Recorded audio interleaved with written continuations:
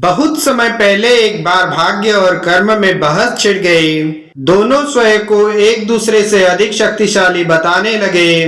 जब बहस काफी बढ़ गई तो तय हुआ कि दोनों अपने अपने बल व शक्ति का प्रदर्शन करेंगे। उसके बाद ही निर्णय किया जा सकेगा कि दोनों में से बड़ा कौन है। दोनों इसके लिए तैयार हो गए और अपनी अपनी शक्ति दिखाने का प्रयत्न करने के लिए मौके की तलाश में निकल पड़े। एक लकड़हारा प्रतिदिन जंगल में लकड़ियां काटकर बाजार में बेचता और उससे प्राप्त पैसों से अपने परिवार का भरण पोषण करता था। एक दिन जब वह लकड़ियां काटने जंगल की ओर जा रहा था, तब रास्ते में उसे भाग्य मिला। भाग्य उसे ऐसी जगह ले गया जहां चंदन ही चंदन के पेड़ थे। चंदन के पेड़ देखकर लकड़हारा अत्यंत प्रसन्न हुआ। जल्दी से उसने ढेर सारी लकड़ियां काटी, गट्ठर बांधा और राजमहल की ओर चल पड़ा। राजमहल के सामने पहुंचते ही उसने आवाज लगाई, चंदन की लकड़ियां ले लो, चंदन की लकड़ियां ले लो। राजा ने जब सुना तो उसने अपने मंत्री को आज्ञा दी, एक अशरफी देकर चंदन की सारी लकड़ियां खरीद लो। मंत्री ने वैसा ही किया। अत्यंत प्रसन्न होकर लकड़हारा घर की ओर चल दिया। रास्ते में एक नदी थी। लकड़हारा जब नदी के पास पहुंचा तो न जाने उसे क्या सूझी कि वह झुककर पानी पीने लगा। जैसे ही उसने पानी पीना शुरू किया, वैसे ही उसकी जेब से अशरफी नदी में गिर गई। वह बहुत दुखी हुआ। दूसरे दिन वह फिर उसी जंगल में गया, चंदन की लकड़ियों को काटा, उन्हें बांधा और सिर पर रखकर राजमहल की ओर चल पड़ा। इस बार उसे लकड़ियों के बदले में मोतियों का हार मिला। लकड़हारा हार लेकर खुशी खुशी अपने घर लौट रहा था। जब वह नदी किनारे पहुंचा तो उसने सोचा कि कल की तरह पानी पीते समय हार कहीं नदी में न गिर जाए, इसलिए हार को एक पत्थर पर रखकर वह पानी पीने लगा। इसी बीच एक चील आई और हार को दबोच कर उड़ गई। लकड़हारा हाथ मलता रह गया।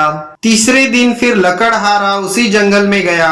चंदन की लकड़ियां काटकर वह राजमहल पहुंचा। इस बार राजा ने उसे बहुत सी अशरफियां दी। लकड़हारे ने निश्चय किया कि वह इस बार नदी में पानी नहीं पिएगा। वह सीधे अपने घर चला गया। घर पहुंचकर उसने देखा कि उसकी पत्नी घर पर नहीं थी। सुरक्षा के लिए अशरफियों को चूल्हे की राख के नीचे दबाकर वह अपनी पत्नी को ढूंढने खेतों की ओर चल दिया। इसी बीच उनकी पड़ोसन आग लेने के लिए लकड़हारे के घर पहुंची। उसने चूल्हे में दबी अशरफियां देखी।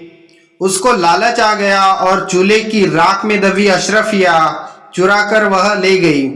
लकड़हारा जब अपनी पत्नी के साथ घर पहुंचा तो यह देखकर हैरान और दुखी हो गया कि चूल्हे में कुछ भी नहीं था। किसी प्रकार हिम्मत बांधकर लकड़हारा चौथे दिन भी चंदन की लकड़ियां लेकर राजमहल के सामने पहुंचा। लकड़हारे को चौथे दिन भी राजमहल के सामने देखकर राजा को बड़ा आश्चर्य हुआ कि इतना धन पाकर भी वह लकड़हारा संतुष्ट नहीं हुआ। राजा ने उसे दरबार में बुलाया। लकड़हारा बहुत उदास था। उसने हाथ जोड़कर अपनी आप बीती सुनाई। इस बार राजा ने उसे सोना चांदी न देकर कुछ खाद्य सामग्री और 1 रुपया देकर विदा किया।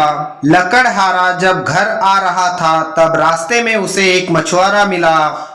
उसने उससे वह रुपया देकर एक मछली खरीद ली। घर पहुंचकर उसने पत्नी को मछली दी और स्वयं एक पेड़ पर चढ़कर लकड़ियां काटने लगा। पेड़ पर उसने चील का एक घोंसला देखा। घोंसले में वही मोतियों का हार देखकर वह खुशी से चिल्लाने लगा, मिल गया, मिल गया, मेरा हार मिल गया।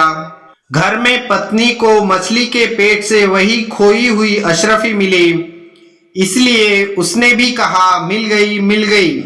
उसकी आवाज सुनकर पड़ोसन ने सोचा कि हो न हो लकड़हारे की पत्नी को उसकी चोरी का पता लग गया है, इसलिए वह भी चुपचाप मौका देखकर सारी अशरफियां चूल्हे की राख में दबा आई। इस प्रकार लकड़हारे को उसका खोया हुआ सारा धन वापस मिल गया। भाग्य और कर्म यह देखकर चुप थे। कहीं से आवाज आई, अब बताओ कौन अधिक शक्तिशाली है। दोनों निरुत्तर थे, किसी ने किसी से कुछ नहीं कहा। उन्हें समझ आ गया कि जीवन में भाग्य और कर्म दोनों का समान महत्व है। दोनों एक ही सिक्के के दो पहलू है तथा एक दूसरे के पूरक है। कहानी से हमें सीख मिलती है कि मनुष्य के जीवन में भाग्य और कर्म दोनों ही महत्वपूर्ण हैं। इंसान को जितना भाग्य की जरूरत होती है उससे ज्यादा अपने कर्म यानी कि मेहनत की भी जरूरत अवश्य होती है, तभी उसे जीवन में सब कुछ मिलता है।